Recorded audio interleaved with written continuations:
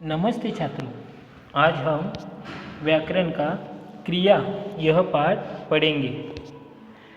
क्रिया इस शब्द की परिभाषा यानी व्याख्या जिन शब्दों से किसी कार्य के करने या होने का पता चलता है उसे क्रिया कहते हैं। जैसे पढ़ना, लिखना, सोना, जागना आदि। क्रिया के दो भेद हैं, दो प्रकार हैं, अकर्मक क्रिया, सकर्मक क्रिया। इनके उदाहरण देखो। पहला है, हम सब ने गुरुदेव को धन्यवाद दिया। दूसरा, ऋत्विक एक गांव में रहता था, हम कल शिरडी जाएंगे। बबलू को बहुत प्यास लग रही थी। इस वाक्य में दिया, रहता था, जाएंगे, लग रही थी, इन वाक्य में ये शब्द क्रियाएं हैं। क्रिया के मूल रूप को धातु कहते हैं। यह रूप काल, लिंग और वचन के अनुसार बदल जाते हैं। जैसे मूल क्रिया देना, बदला हुआ रूप माँ खाना देती है, भाई खिलौने देता है, पिताजी ने पेन दिया, दीदी किताब देती है। जाना, लड़का स्कूल जाता है, लड़की मंदिर जाती है, हम कोलकाता गए, गांधी जी पुणे जाएंगे। खेलना, बच्चे खेलते हैं, पूजा खेलती है, हम सब खेलेंगे। इस प्रकार अकर्मक क्रिया जिन क्रियाओं के साथ कर्म नहीं होता उन क्रियाओं को अकर्मक क्रिया कहते हैं। अकर्मक क्रिया की व्याख्या यानी परिभाषा है।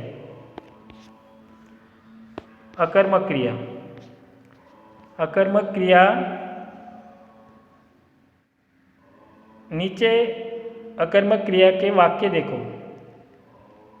नलिन अब मयंक खेलेगा, रूपल हंस रही है।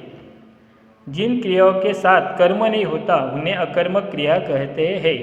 कुछ क्रियाएं जो सदैव अकर्मक रहती है, इसमें कर्म नहीं होता, जैसे उठना, बैठना, सोना, रोना, हंसना, जीना, मरना, कूदना, चढ़ना, रड़ना, डरना, जागना, सोना आदि। अकर्मक क्रिया की पहचान कैसे करें? गुरुदेव उठे और चल पड़े। इस वाक्य में उठे क्रिया है। अब प्रश्न करो, वाक्य उठे, उत्तर नहीं आया, इसलिए यहाँ उठे क्रिया का कोई कर्म नहीं है। अकर्मक क्रिया के कुछ अन्य उदाहरण हैं। सामने परी खड़ी थी, बच्चे हंस रहे हैं, सोमू के कमरे में खिलौने सजे। इस प्रकार सकर्मक क्रिया, जिस क्रिया का प्रभाव उसके कर्म पर पड़ता है उसे सकर्मक क्रिया कहते हैं। सकर्मक क्रिया के वाक्य, शुभम गाना गा रहा है, पल्लव क्रिकेट खेलता है। जिस क्रिया का प्रभाव उसके कर्म पर पड़ता है उसे सकर्मक क्रिया कहते हैं। कर्म पर प्रभाव पड़ता है। यहाँ सकर्मक क्रिया की पहचान कैसे करें? ऋत्विक ने राहगीर को पोटली दी। इस वाक्य में दी क्रिया है, देने की क्रिया है, दी। अब प्रश्न करो, क्या दी? इस प्रकार उत्तर आया क्या दी, तो उत्तर है पोटली दी। पोटली कर्म है, इसलिए देना क्रिया सकर्मक है। सकर्मक क्रिया की पहचान के लिए क्रिया के साथ क्या, किसे, किसको आदि प्रश्न करने पर यदि उत्तर मिला है तो क्रिया सकर्मक होगी। जैसे परी ने ऋत्विक को इनाम दिया। परी ने किसे इनाम दिया? प्रश्न तैयार हो गया, ऋत्विक को। परी ने ऋत्विक को क्या दिया? यहाँ भी प्रश्न तैयार हो गया, क्या दिया? तो इनाम दिया। इस प्रकार सकर्मक क्रिया के कुछ अन्य उदाहरण देखो। तनिषा सेब खा रही है। नीतू उत्कर्ष को सुला रही है। शुभम पूर्वी को मिठाई खिला रहा है। इस प्रकार। अब संयुक्त क्रिया। संयुक्त क्रिया वाक्य में एक से अधिक क्रियाओं का प्रयोग होने पर संयुक्त क्रिया होती है। संयुक्त क्रिया के वाक्य। ऋत्विक एक गांव में रहता था। हम गुरुदेव का इंतजार करने लगे।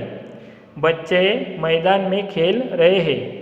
इन वाक्यों में रहता था, करने लगे, खेल रहे हैं क्रिया शब्द है ये, परंतु सभी क्रियाएं एक से अधिक सभी क्रियाएं एक से अधिक ये संयुक्त क्रिया है।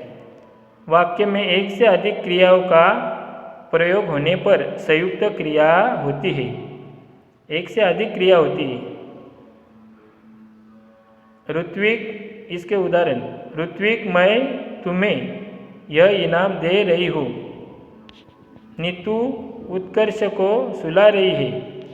धवल खाना खा रहा है। इस प्रकार इसे संयुक्त क्रिया के उदाहरण है। अब सहायक क्रिया।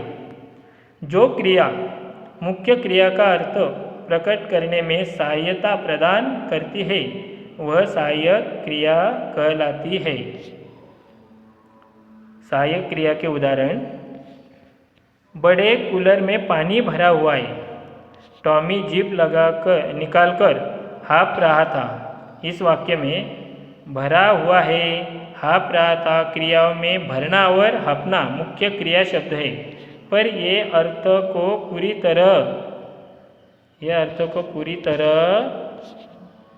तरह हो नहीं रहा, नहीं कर पाते। इनके वाक्य को पूरी तरह पूरा नहीं करते। इनके अर्थ को पूर्णता देने के लिए सहायता क्रिया शब्दों की आवश्यकता है। हुआ है और रहा है। इस प्रकार सहायता क्रिया शब्द है। जो क्रिया मुख्य क्रिया का अर्थ प्रकट करने में सहायता प्रदान करती है वह सहायक क्रिया कहलाती है। सहायता क्रिया के और कुछ उदाहरण। पराग हॉकी खेल रहा है। कल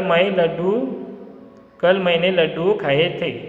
काबुली वाला कहानी सभी बच्चों को प्यारी लगती है। इस प्रकार उदाहरण है। अब प्रेरणार्थक क्रिया। प्रेरणार्थक क्रिया की व्याख्या, उनकी परिभाषा। जो क्रिया शब्द यह बताए कि कर्ता स्वयं कार्य न करके किसी दूसरे से करवाता है वे प्रेरणार्थक क्रिया कहलाते हैं। प्रेरणार्थक क्रिया के उदाहरण। माँ धोबी से कपड़े धुलवाती है। पिताजी ने माली से पौधे लगवाए। यहाँ माँ और पिताजी करता है पर वे स्वयं कार्य न करके किसी दूसरे से करवाते हैं। माँ धोबी से कपड़े धुलवाती है दूसरे धोबी से। माँ धोबी से कपड़े धुलवाती है और पिताजी जी ने माली से पौधे लगवाए। किससे? माली से। इस प्रकार माँ धोबी से कपड़े धुलवाती है, पिताजी ने माली से पौधे लगवाए। धुलवाना, यहाँ लगवाए, धुलवाना, लगवाना प्रेरणार्थक क्रिया है। जो क्रिया शब्द यह बताए कि कर्ता स्वयं कार्य न करके किसी दूसरे से करवाता है वे प्रेरणार्थक क्रिया कहलाते हैं। प्रेरणार्थक क्रिया के कुछ अन्य उदाहरण। दीदी दर्जी से कपड़े सिलवाती है। माँ नौकर से पानी मंगवाती है। इस प्रकार शिक्षिका बच्चों से गाना गवा रही है। इस प्रकार हमारा यह पाठ समाप्त हो गया। धन्यवाद।